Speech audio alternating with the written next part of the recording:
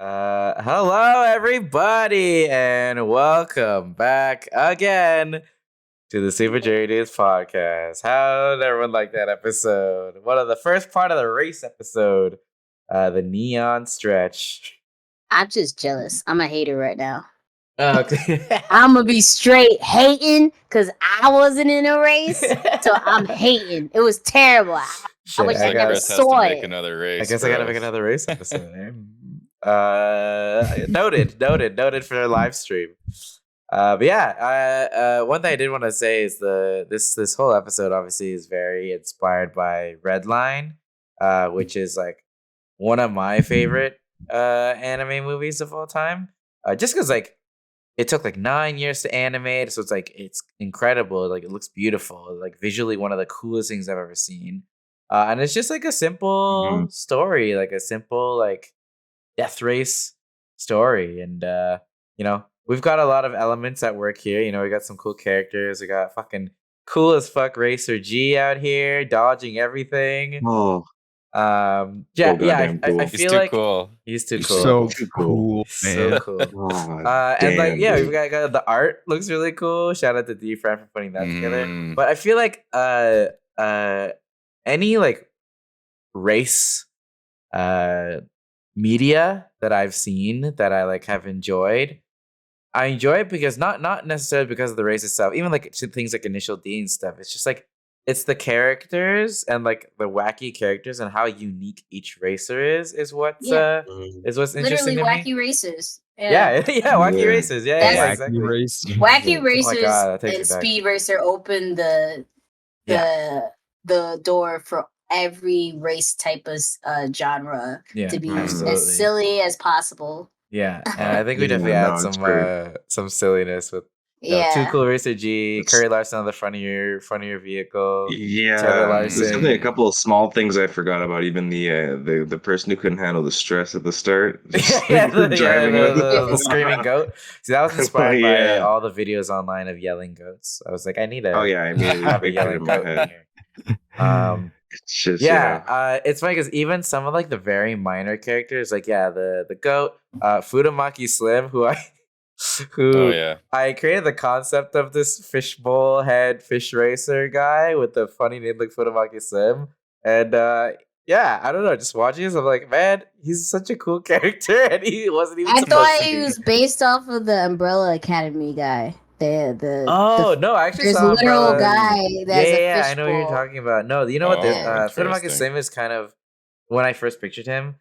Do you remember on like early Facebook Messenger, Business Fish, the sticker where it's like fish head and the suit? That's that's who I think of when I think of Futamaki Slim. But he was definitely really cool though. I think the moment. Obviously, the mice, like the voice effect for the mice threw me in, but then Futamaki Slim, just the way he approaches the race, the way that Futamaki Slim is like kind of bare bones, just shooting with his pistol. And, like, he didn't really have much. He's showing up. It shows a lot of heart, and I immediately I was drawn to him. I think he said it. I don't know if you say this episode or the next one, but you say he has Moomin Rider vibes. Where he's just like the guy who's just doing it. And he's just grinding. He's still grinding. Still at the scene. No crazy weapons, nothing fancy. But the wackiness of and uniqueness of every character is what makes this kind of stuff fun for me. And shout out to D Friend for doing the art, which I had only gotten recently, like the Racer G art, like really sick Racer G art. We saw Bugatti Fabrizio. I don't know if you guys knew too much about him yet, but he is a Dawn type figure. Like, that was cool art to get. I mean, D-Friend wasn't with us the last 2 episodes, but for the Talkback, but Fork and Blaze Runner looks really dope. Just so many cool characters, and I love that about this campaign. We just need a naked Curry or whatever Larson. Oh yeah, on the Mad Max. Yeah. I was gonna say, put that art onto your vehicle. Yeah, just like specific, like we just need like little cuts of moments in their life. Like we'll have regular Curry, and then he's stranded on the star side, and he's just like naked on the side after the post race. I wanted to know what Bugaki and Mikey, what made you guys want to pair up for the race and like do a duo thing? I feel like I think that's sick. In my head, it's hilarious. I liked it because it immediately in my head, I was picturing like, I don't know why in my head it went this. You know those like movies that started coming out where they started doing like the NASCAR style racers where they'd have like they were kind of like buddy, but they're also like super competitive. I'm telling you, Wacky Racers. You just made me think of what was it, Dudley Do-Right or whatever his name is, and the Bulldog. Even from the Hanna-Barbera cartoons. Yeah, I was thinking of Talladega Nights. Not Dudley Do-Right. What the fuck is Nights? Oh yeah, Nights. Yeah. I like that. In my head though, I was taking it a step further. I was going like what that movie was. I can't remember what it was called, but like the Crash or like Dick Dastardly. That's his name. Dick Dastardly, and his dog is named Muttley. Yeah. But you guys were more like Rock and Slag. It was just funny because the way we talk and the way that Bugaki kept like amping up most scenarios. Like no matter what I said to Bugaki at times, he would still be like, yeah, just heat it up. Heat it up. Come on. Okay, whatever. Who'll cook it? I was like, this is like pizza kitchen talk. This is like we're like in rush hour. We're trying to work this like machine here, trying to feed the people. Yeah, but like, I loved the duo idea so much that because you guys did that is why I made the rat duo a thing. I was like, like I think it would be cool to have several people like enter in as a duo because it's like, like such one person cool, like it's pretty. driving, it's usually always happens in a race. Yeah, like there's usually always a duo and then like people that are by themselves. Yeah, even in Redline. No, I enjoyed it. Whatever, Johnny Boy, and then with the other dude, those guys are cool. And Speed Racer, and he has Chim Chim, the monkey, in his trunk. Yeah. Every time some shit goes wrong, he comes clutch. And Speed Racer always acts surprised that he's in the trunk of the car. I will admit though, like definitely.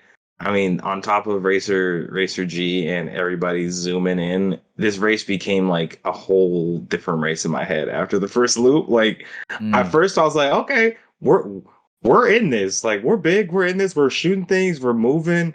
And then like people started kicking it in, like even Cheddar started disappearing. Like everybody's moving. At first I was like, big guns. I was like, Racer G is gonna be moving. That's just Racer G. But then Cheddar started moving. I'm like, okay, now Cheddar's moving. That was surprising. I don't know what's gonna happen. I don't know what we got. Yeah. You know, it's cool. Like as it progresses, like they made us think a lot more. I realized that we really didn't have much, and then we needed a plan C. Our approach was so much. Our first approach was so much more like, we'll shoot, we'll do the thing, and we'll shoot. We'll just shoot them, and we'll go fast. You got the speed, right? I got the shooting. I like it how we kind of made it at the intro though. We did it really. I don't know. I was one of my favorite intros with you was because we both did the same kind of energy where we were talking about each other like we were getting interviewed. That was my favorite part. I was like, "Who are you guys talking to?" It was like we're on the NASCAR TV.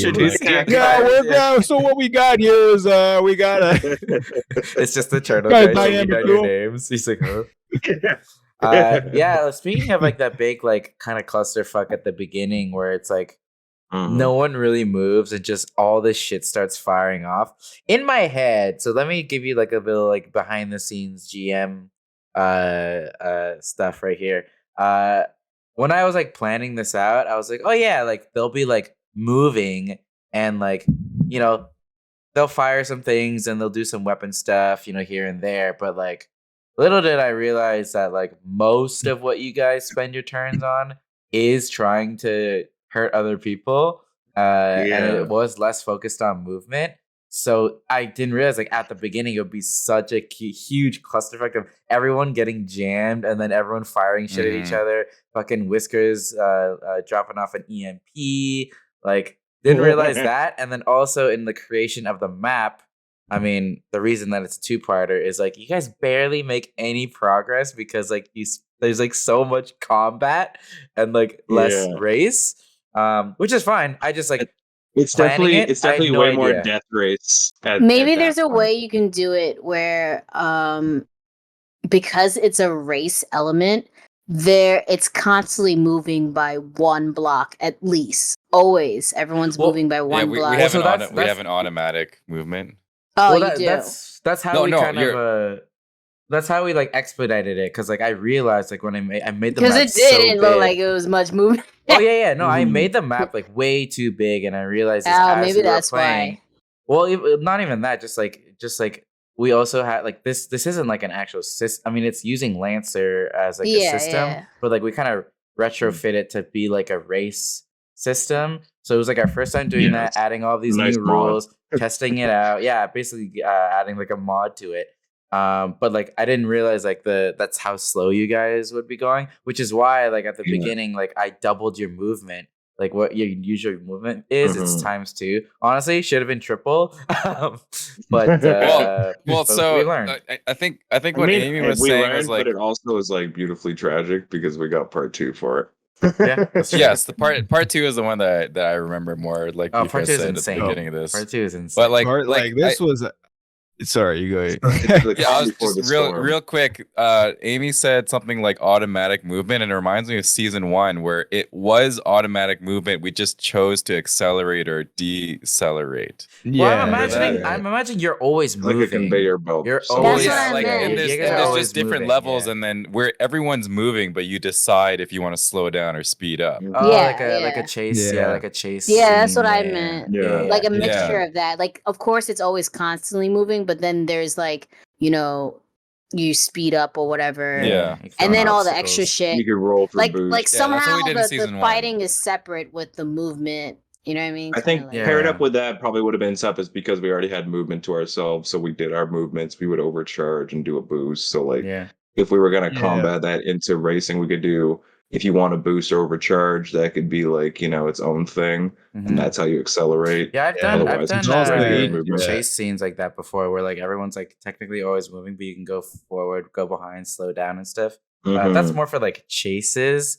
This was just an experiment of like how we could chases are involved in wacky races, definitely. That's true. You want to drop a shell behind you, you know what I mean, or a banana in front of you, like you guys are so much more ahead than the early racers though, which is funny. Like all the heavy hitters are like so far ahead, and all of the shitty NPCs are like just at the very beginning. No, it really started changing up the pace of how I felt.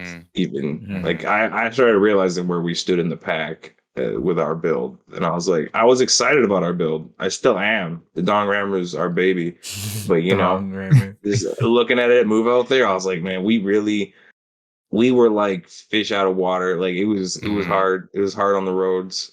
And I was like, I think at one point I was literally like, Whiskers, my boy. We'll just slow everybody down back here, and that way Whiskers just has a 1v3, and it's then we'll probably win. That's what I thought, but Racer G is not affected by any reactions or anything. It's just that crazy. Really the moment that Racer G kit. like and he nullified my oh man. Once he like negated that, he couldn't be immobilized. I was like, well, you know what? All right, I'll see you. As soon as you're like, I'm gonna cover and fire him, I'm like, little does he know, Racer G has this little ability. You always play that off really well. You don't give any like little tidbits.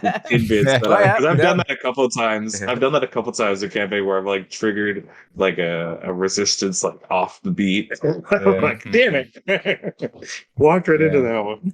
As someone who didn't experience the race, Amy, what do you think Plan C is?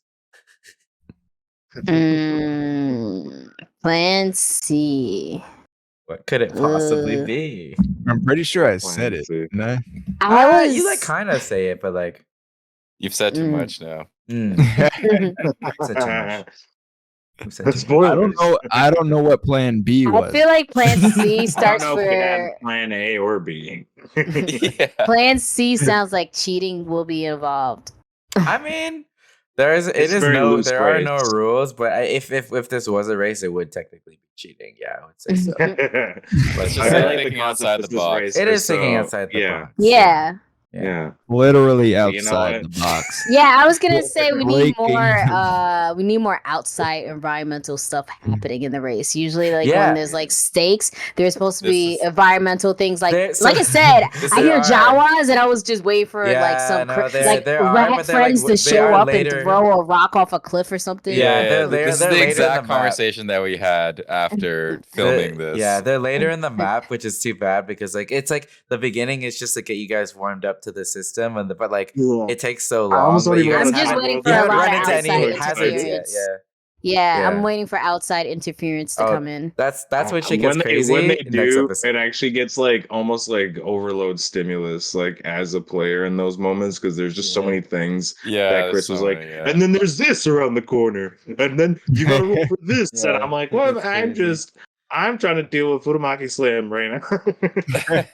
When I watched this episode, I was like, damn, this is actually pretty sick. But I think the next episode, I don't fully remember it, but I was crazy, like, man, it like this one pales in comparison, I think. By the end of it, I remember breathing heavy by the end of the episode. Every single turn, so much happens. So much happens every single turn. It's because like we were in that position where it was like we gotta like end this race, so like shit needs to move. So like the things that start happening, they happen. There's been a lot of moments like this in different settings, I want to say, in this campaign, and I don't know how it gets simulated a lot, but in my brain, there's just moments that I'm not going to talk about because obviously gone to those episodes. I just know personally as a player that you've just been able to kind of like bring it out in these different like arcs that we get through. I really enjoy even like more recently what we recorded. We just like had something go down that gave me a very similar, kind of heartbeat emotion, like the way I feel like in this race. And I feel like that happens throughout the story a lot. And you can kind of like appreciate the little downtime episodes we have, or like the build-ups. That's so simple. Yeah, I was gonna say, oh my god, think about all the downtime and how easy you guys can race. Like where we are, like where it gets later. Like this is so beautiful. It's no time to race.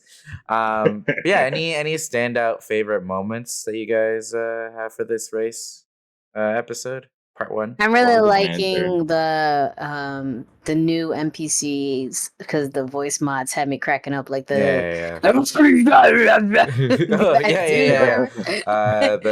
slug duck dude who's stuck in the beginning. The slug dude who fucked up his car. That shit had me cracking up. He's a great ancestor of a character in season 1 too. Fun fact, he is a great ancestor of what's his name again? Guala the Destroyer. Guala the Destroyer. I'll never He's my homie, all right? Don't act like. Hey, if you want to know about Guala, you tune to season 1 Rainbow Valley. Pretty sure one of the episodes is called Guala the Destroyer. I think so. Yeah. I mean, just watch me and Guala. One. Okay, just go watch it. Me and Guala talk a lot. Okay, homies. It was like it was a chance to like do the wacky like Star Wars thing where it's like there's just so many different types of things. Guys with deep voices, guys with voice. Guys with high voices, weird alien languages. This was like my episode to like be like, let's have like the silliest thing. A tree guy, like Osmanthus Jones. You even did like the Mario Kart false start with him was kind of funny. Like he held A too long and then he blew his fucking engine. Any other favorite moments? Definitely for me personally, just most of the turns where I get to talk to Bugaki. Any moment I ask or request something. It was just because we were like role playing as our characters as racer. It felt like it felt like it was really immersive for me to play Mikey in that car. And I feel like even for me, I almost weirdly enough, I feel like I fully got more comfortable in this character because of this racer. So I was like, I had more time to like do random things with him. Because at first I was like, he's just this like brooding whatever, and then we did this race, and it was kind of like it was a little fun, like to just be silly Mikey for a bit. And say it's even your first time doing teamwork. Kneecaps. It's like your first time like officially like working together and on the same thing, right? Because you guys have combat and stuff, but like up until now, you guys haven't really fought as a team, like working with the same machine. So it was I think it's a nice little bonding moment, especially after the backstory reveal last episode. Yeah. No, I think it's been fun utilizing that in the story and like having parts of it in the combat, even like even the way it turns out in combat with the bonded like adds to the story a lot. That I'm so happy that we picked it. Yeah, like that, like Sappy said before, that beginning scene where we were talking, like we were on the TV and like talking about our mechs and like like I don't know why. Like during Bugaki's speech, Mikey helps out too. He's just like, oh yeah, the speech is fucking. Come on, like I just picture him like look behind the stage kind of moment and just see him like, I'm here. You're doing great. I don't know if you guys seen the video of there's like someone's like performing, or it's like a DJ or something, and like the crowd is not reacting at all. And then one person gets up and starts dancing, and then everyone starts dancing. That's kind of how I saw it. Like basically like Mikey like starts like cheering or like clapping or something after a moment of silence, and everyone just like hell yeah, contributed to. He was the first to just start like nobody can hear Bugaki because he's just like a tiny bug, and then all of a sudden there's like no mic. Yeah. And then everybody's like, "What?"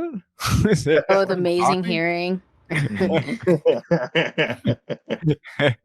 mice are the only ones that heard the full speech. We are very hyped for part 2, which is coming up. Actually, not next week. Unfortunately, there's a little bit of a cliffhanger. We are doing a live stream next week. We are doing the prequel Jin Commander